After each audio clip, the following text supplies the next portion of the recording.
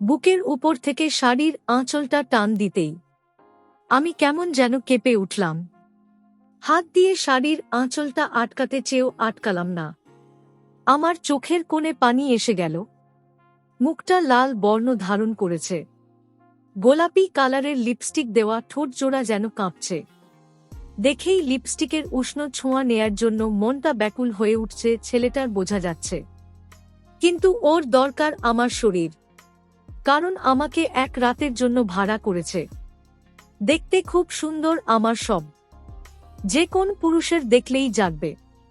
বুক থেকে কাপটা সরাতে সরাতেই আমি চোখ বন্ধ করে নিলাম। তো বন্ধুরা, গল্পটা শুরু করার আগে তোমরা যারা যারা আমার চ্যানেলে নতুন তারা অবশ্যই আমার চ্যানেলটি সাবস্ক্রাইব করে বেল আইকনটি ক্লিক করে দাও।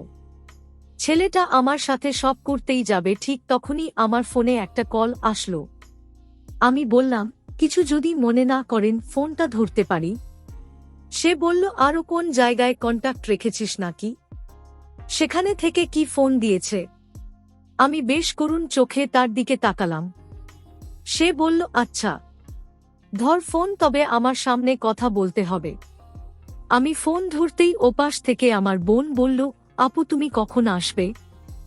জানো আপু, মা না কেমন যেন করছে। ডাক্তার আঙ্কেল বলেছে টাকা না দিলে মাকে আর চিকিৎসা করাবে না। মাকে চিকিৎসা না করালে মা বাঁচবে না। আপু আপু তুমি কখন আসবে টাকা নিয়ে?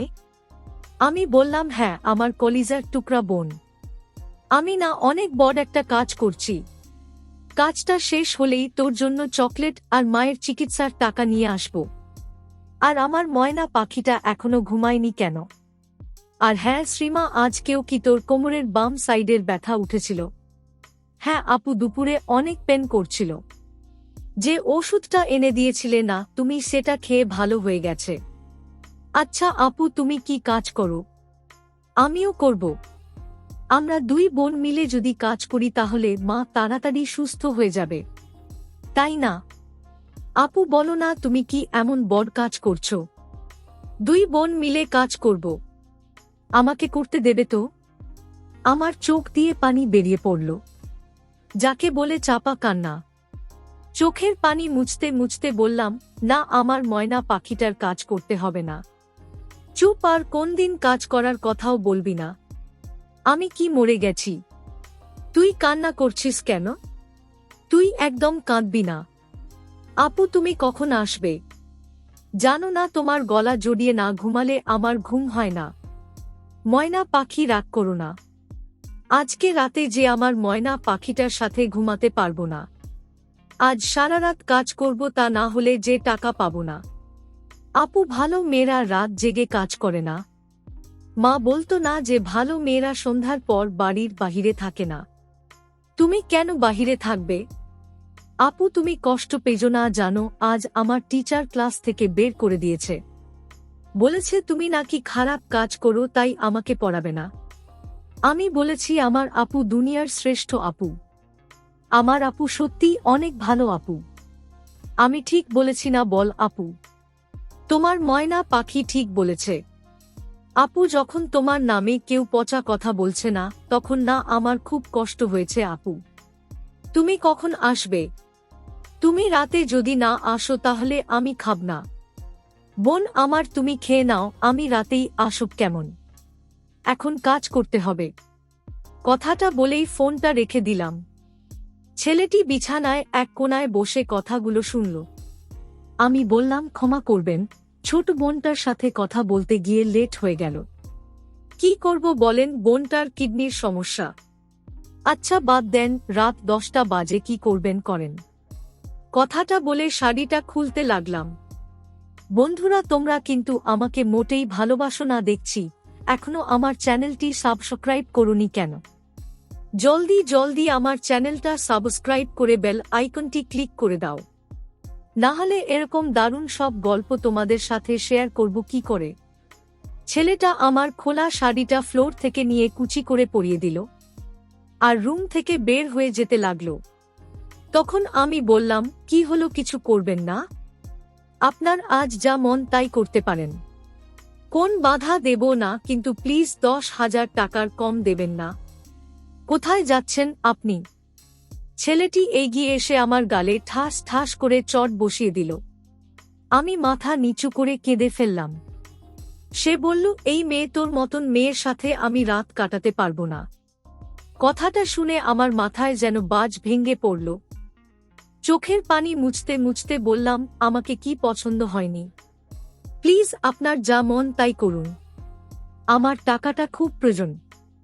এত রাতে অন্য কাউকে পাওয়া যাবে না। কথাটা বলেই আমি তার পা জড়িয়ে ধরলাম। সে আমাকে পা থেকে তুলে বলল, আমি আপনার সাথে কন্ট্যাক্টের টাকাটা ঠিকই দেব, তবে আপনি কেন নিজের ইচ্ছায় নারীর সবচেয়ে মূল্যবান সম্পদটা বিলিয়ে দেওয়ার জন্য আমার পায়ে পড়ছেন? সেই কারণটা বলতে হবে, না হলে এখনই আমার বাসা থেকে বের হয়ে যাবেন। আমি চোখের পানি মুছতে মুছতে বললাম, তাহলে শুনুন, কেন আমার জীবনে সবচেয়ে বেশি মূল্যবান সম্পদ আমি বিলিয়ে দিচ্ছি। আমার নাম রাধিকা। সবাই আমাকে কথা বলে ডাকে। গ্রামে জন্ম আমার। আমার বাবা একটা বেসরকারি চাকরিজীবী। খুব ভালোই চলছিল, কিন্তু হঠাৎ আমাদের জীবনে নেমে আসলো অন্ধকারের কালো ছায়া। আমি তখন এসএসসি পরীক্ষা দিয়েছি। রেজাল্ট আসলো A+। স্কুল থেকে খুশি মুখে বাসায় এসে দেখি বাড়ি ভর্তি অনেক লোক সরিয়ে যতই সামনে যাচ্ছি ততই মায়ের কান্না শুনতে পাচ্ছি। হঠাৎ যা দেখলাম, আমার হাত থেকে রেজাল্ট শিটটা মাটিতে পড়ে গেল। পৃথিবীটা আমার মাথার ওপর ঘুরছে। পায়ের নিচে মাটি সরে যাচ্ছে, কারণ বাবার লাশকে সামনে নিয়ে মা কাঁদছে, আর আমার ছোট 2 বছরের বোন শ্রীমা মায়ের পাশে গডাগডি দিয়ে কাঁদছে। আমি এসব দেখে অজ্ঞান হয়ে পড়ে যাই। শুনেছি 2 দিন পর জ্ঞান ফেরে।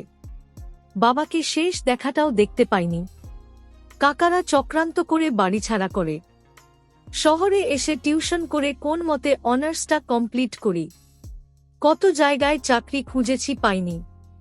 2 জায়গায় চাকরি দেওয়ার কথা বলে আপত্তিকর প্রস্তাব করেছিল। সেখান থেকে সরে এসে পড়ি আর চাকরি খুঁজিনি। এদিকে সঞ্জীব আঙ্কেলের 5 বছরের একটা মেয়েকে পড়াতাম। কিন্তু একদিন নিঝুম, অর্থাৎ আমার সেই ছাত্রী তার মায়ের সাথে নানির বাড়ি চলে গেল। তার বাবা একাই ছিলেন। আমি বাসায় গেলে সেই সুযোগে আমার সাথে আপত্তিকর কাজ করতে চায়। জোর করে আমি কোন মতে সম্মান নিয়ে পালিয়ে আসি। তারপর আর সেখানে যাইনি। হঠাৎ একদিন বোনটা স্কুল থেকে আসার পর সেন্সলেস হয়ে যায় ব্যথায়। ডাক্তারের কাছে নিয়ে গিয়ে জানতে পারি তার কিডনির সমস্যা।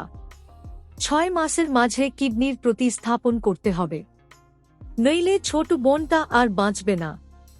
এদিকে মা 2 বছর ধরে প্যারালাইজড হয়ে আছে। মায়ের চিকিৎসার জন্য প্রতি মাসে হাজার হাজার টাকা লাগে। দিনে 4টা টিউশনি করাই, তা দিয়ে মায়ের চিকিৎসা আর সংসার বেশ চলে যেত, কিন্তু ইদানিং মায়ের অসুস্থতা বেড়ে যায়, সাথে বোনটা দিন দিন মৃত্যুর সাথে লড়াই করছে। কালকের মাঝে হসপিটালে যদি 10,000 টাকা না দিতে পারি তাহলে মাকে বের করে দেবে। তাই বাধ্য হয়ে এই কাজে নিজেকে জড়িয়ে নিয়েছি।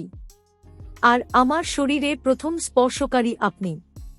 আজকের রাতের পর চিরদিনই আপনার নামটা হৃদয়ে খোদাই থাকবে, কারণ আপনাকে আমার সব প্রথম বিলিয়ে দিচ্ছি।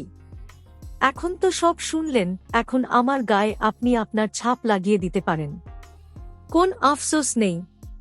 মা আর বোনের হাসির কাছে আমি শতবার নিজের সব বিলিয়ে দিতে পারি। সে আমার অনেকটা কাছে চলে আসলো। তার নিঃশ্বাস আমার মুখে পড়ছে।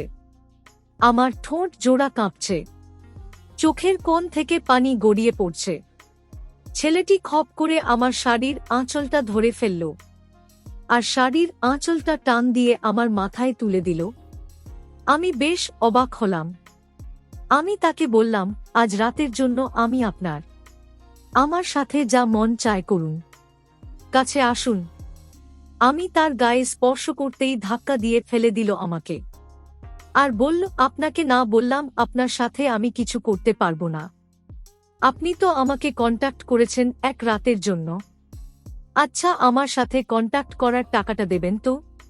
টাকাটা না হলে আমার মায়ের কিছু একটা হয়ে যাবে, প্লিজ। আপনি আমাকে যে কাজের জন্য এনেছেন সেই কাজ করেন, তবু আমাকে টাকাটা দেন। সে পকেট থেকে 10,000 টাকার ফাইলটা বের করে দিয়ে বলল, এই নিন টাকা, আর ভয় পেতে হবে না আপনাকে।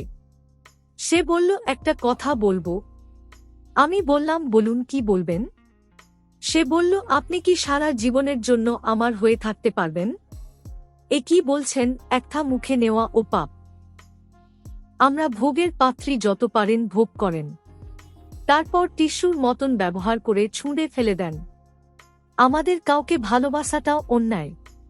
আমাদেরও তো ইচ্ছে করে কাউকে ভালোবাসতে, কারোর কাঁধে মাথা রেখে চাঁদের জ্যোৎস্না দেখতে, মাঝরাতে গা ঘেঁষে বসে পুকুরের পানিতে আলতা রাঙ্গা পা ডুবিয়ে প্রিয় মানুষটার মুখে ভালোবাসার গল্প শুনতে মন চায়।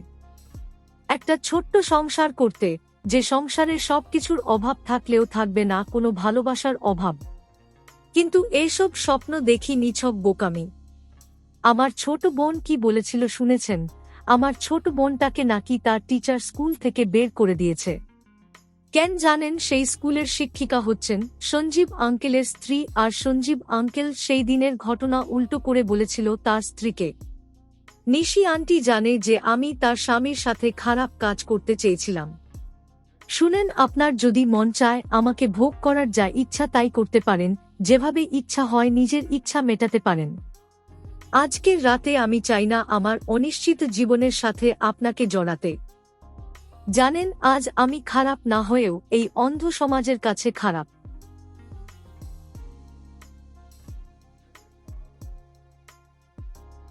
আমার জীবনে আপনি প্রথম পুরুষ যার ঠোঁটের ছোঁয়ায় আমার ঠোঁট প্রথম স্পর্শ করেছে। কিন্তু এছাড়া আমার কোন উপায় ছিল না অসুস্থ মা আর বোনকে বাঁচাতে নিজেকে বিলিয়ে দেওয়া ছাড়া। আপনার নামটা আর ছবিটা হৃদয়ে অঙ্কিত করে রাখলাম। কাল থেকে হয়তো অন্য কারোর বিছানায় নিজেকে অনিচ্ছা সত্ত্বেও নিজেকে সঁপে দিতে হবে। আচ্ছা বাদ দেন, আপনি কাঁদছেন কেন? দেখলাম ছেলেটি কান্না করছে। ছেলে মানুষের তো কাঁদতে হয় না। তখন ছেলেটি বলল, আমি না হয় কাঁদছি, তুমিও তো কাঁদছ। জানো, ছোটবেলায় মা মারা যান, কোটিপতি বাবার 1 ঘন্টার সময় হয়নি দিনে আমার সাথে কাটাবার। আমার বয়স যখন 5 বছর তখন বাবা আরেকটা বিয়ে করে নিয়ে আসে। আমি পেলাম নতুন মা। নতুন মাটা অনেক ভালো ছিল, যে কথায় কথায় আমাকে বলতো তোর মাটা নোংরামি করে তোর মতন কুলাঙ্গার জন্ম দিয়েছে। তখন বয়স আমার 7 বছর।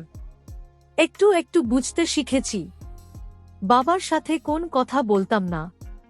11 বছর বয়সের লন্ডন চলে যাই পড়ালেখার সুযোগে। স্নেহা নামের একটি মেয়ের সাথে আমার পরিচয় হয়।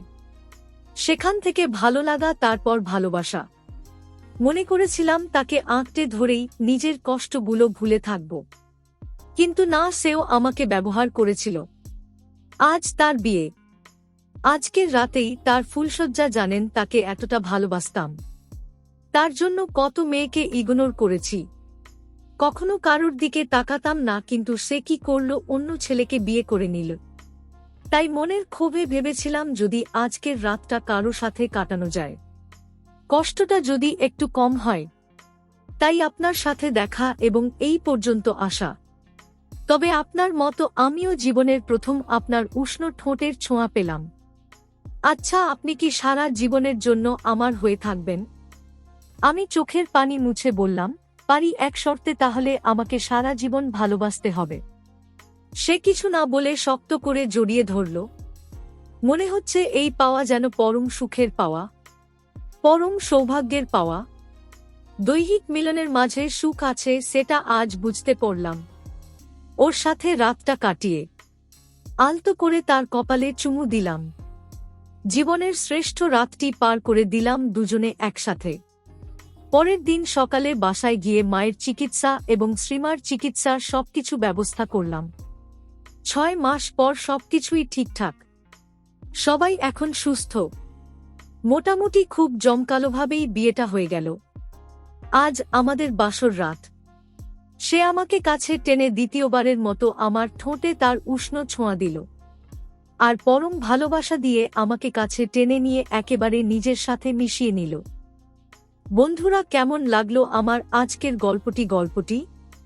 যদি ভালো লেগে থাকে তাহলে অবশ্যই একটা লাইক করে দাও, আর এরকম দারুণ সব গল্প পেতে আমার চ্যানেলটি সাবস্ক্রাইব করে বেল আইকনটি ক্লিক করতে ভুলো না যেন।